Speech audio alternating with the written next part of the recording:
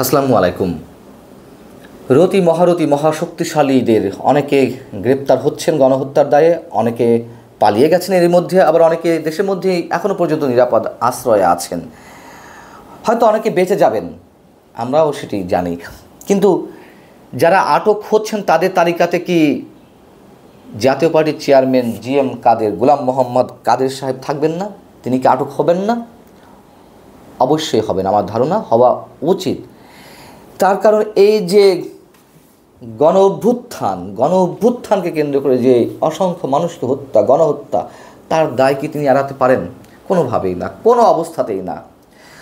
আমরা রাশেদ খান মেননের কথা বলি, আমরা হাসানুল হক ইনুদের কথা বলি, এইসব মহান বিপ্লবীরা যেমন গণহত্যার দায়ে অভিযুক্ত নিঃসন্দেহভাবে হবেন, গোলাম মোহাম্মদ কাদের তাদের চেয়ে কোনো অংশে কম নন, বরং তাদের চেয়ে অনেক বেশি অবদান এই গণহত্যার পেছনে। এই গণহত্যা তো একদিনে সংঘটিত হয়নি। গণ অভ্যুত্থান তো হঠাৎ করে ছাত্ররা শুরু করলো কোটা বিরোধী আন্দোলন, সেখান থেকে হয়ে গেল, তা তো না। দীর্ঘদিনের পুঞ্জীভূত ক্ষোভের বহিঃপ্রকাশ। হত্যা, গুম, খুন, নির্যাতনের বিরুদ্ধে মানুষ নীরবে যেমন ফুঁসে উঠছিলেন, তার বিস্ফোরণটি ঘটেছে কোটা বিরোধী আন্দোলন থেকে, ছাত্র জনতা আন্দোলনের মধ্য দিয়ে। কীভাবে দায় এড়াবেন গোলাম মোহাম্মদ কাদের?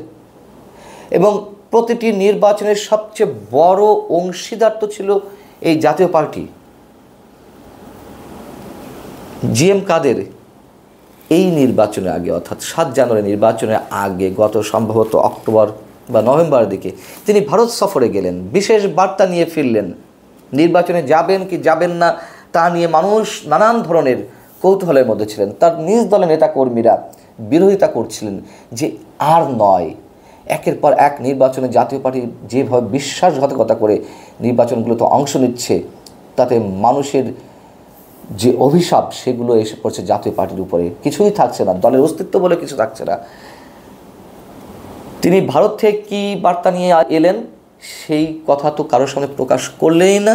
তিনি বললেন যে দাদাদের অনুমতি ছাড়া, ভারতে বিজেপির নেতাদের অনুমতি ছাড়া সেই তথ্য প্রকাশ করা যাবে না। আজও পর্যন্ত সেই তথ্যের কথা তিনি কিছু বলেননি প্রকাশ্যে। কী তথ্য ছিল?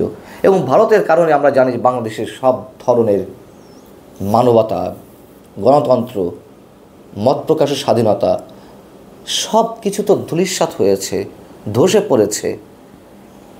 সেই ভারতের মেসেজটি কী ছিল?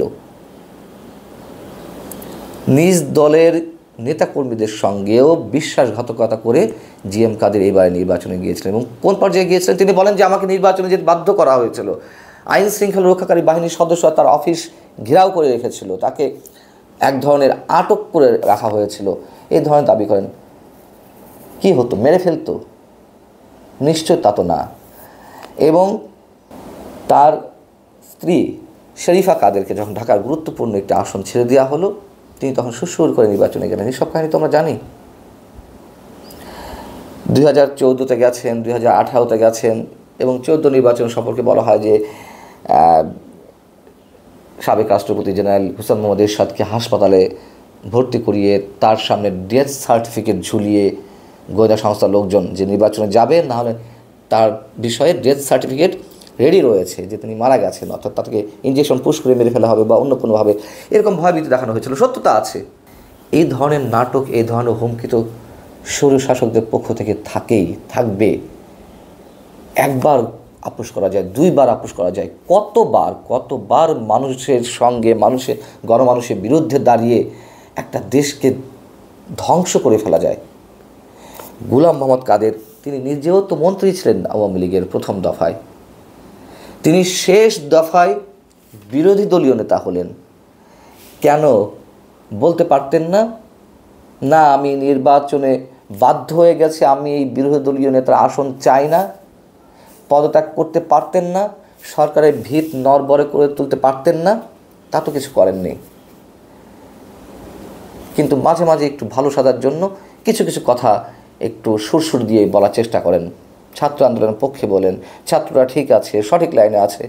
আর বাবা, সঠিক লাইনে আছে যখন দেখছেন যে এত বড় কিছু হয়ে যাচ্ছে দেশের বুকে, গণহত্যা সংঘটিত হচ্ছে, কোন বিবেকের তাড়নায় একেবারে চুপ করে রইলেন? মাঝে মাঝে দু একটি শব্দ উচ্চারণ ছাড়া। অতএব দেশের মানুষের সঙ্গে সবচেয়ে বড় যে গাদ্দারিটি যারা করেছে সেটি হচ্ছে জাতীয় পার্টি। এবং জাতীয় পার্টির কর্ণধার হিসেবে জেনারেল এরশাদ তো মারা গেছেন, তাকে নিয়ে আর কি বলবো। গোলাম মোহাম্মদ কাদের যে একের পর এক নাটক করে গেছেন, সেই নাটকের দায়ভার হিসেবে আমি মনে করি অবশ্যই তাকে আটক করা হবে, বিচারের মুখোমুখি করা হবে। শুধু তাই নয়, আশা করছি না, আমি মোটামুটি নিশ্চিত যে তিনি আটক হচ্ছেন। আল্লাহ হাফেজ, ভালো থাকুন সবাই।